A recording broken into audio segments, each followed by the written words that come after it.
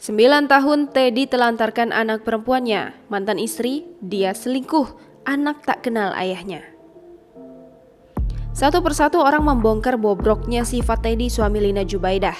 Jika sebelumnya Teddy disebutkan hanya mengincar harta Lina, kali ini ayah sambung putri Delina disebut-sebut menelantarkan anaknya sendiri. Fakta terbaru ini mengemuka setelah dibongkar oleh mantan istri Teddy, Ica. Disebutkan Ica diduga anak yang ditelantarkan itu adalah hasil selingkuhan Teddy dengan wanita lain.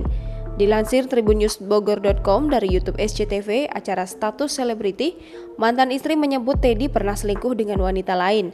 Ketika balik lagi ke Amerika, Ica mengaku memergoki Teddy selingkuh dengan wanita lain.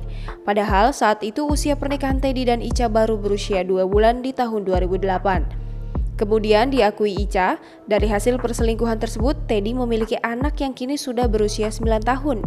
Ketika perselingkuhan itu terbongkar, mantan istri Ica sempat memberi penawaran kepada Teddy. Pengakuan Ica, mantan istri Teddy pun dibenarkan oleh Sule. Dengan nada menyindir, Sule meminta agar Teddy juga tak hanya mengurus bintang bayi Lina, tapi juga anaknya yang lain yang kini tinggal di Solo.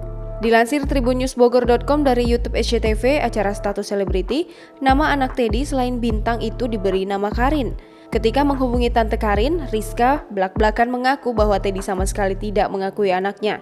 Bahkan akibatnya, sang ibu membawa pulang anak Teddy dan diasuh oleh neneknya di Solo.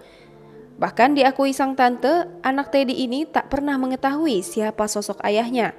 Kemudian, sang tante pun belak-belakan bahwa Karin, anak Teddy ini diasuh oleh nenek kakek dari pihak si wanita.